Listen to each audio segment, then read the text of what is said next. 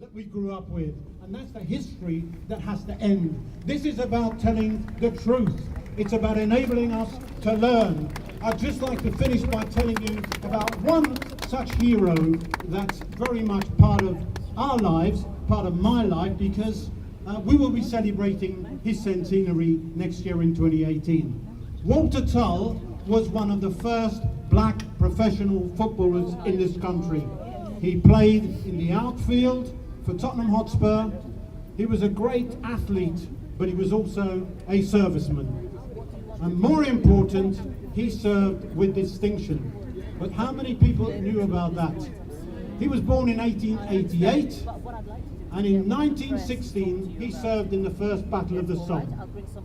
In 1917 he was commissioned as an officer, and in those days it was not lawful or acceptable that a black person should be leading white soldiers.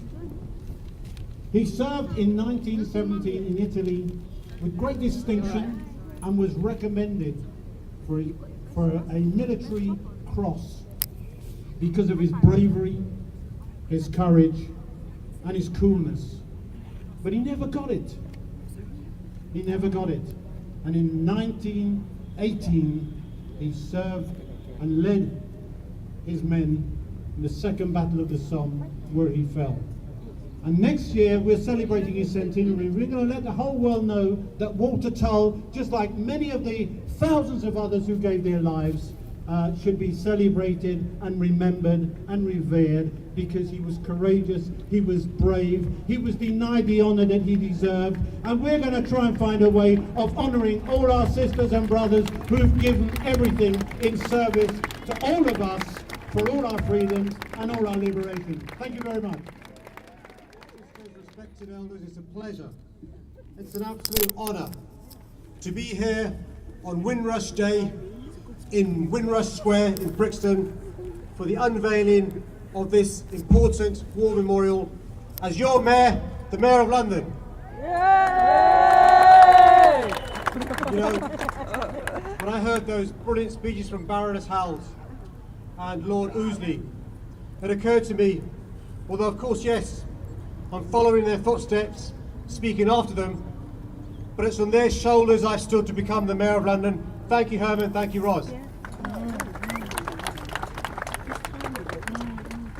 You know, we're famous here in London for our diversity, how we not only tolerate our differences, but we celebrate, respect, and embrace them.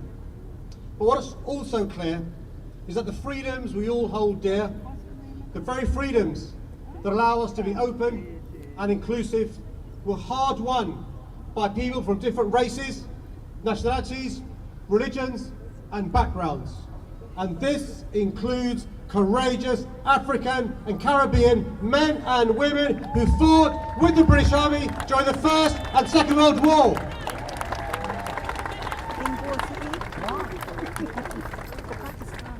And we are finally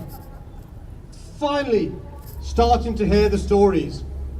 How these brave individuals from across the Commonwealth sacrificed an enormous amount to defend the freedoms we now enjoy. And it's right, they should be honoured and remembered for their valiant service. And what better place than here in Windrush Square, and what better day than here on Windrush Day. You know, if we're honest, we have to be honest, there's still a lot more that needs to be done to highlight the diverse contributions of Commonwealth soldiers during the First and Second World Wars. The stories might not be widely known. What's clear is that what they did for our country and the world was remarkable, playing a pivotal role in our success. And I hope that this timely memorial, we must never forget the sacrifices they made. And it's vital, it is vital that we pass this on to future generations, connecting children with their history, as Herman so powerfully said. So I praise this memorial.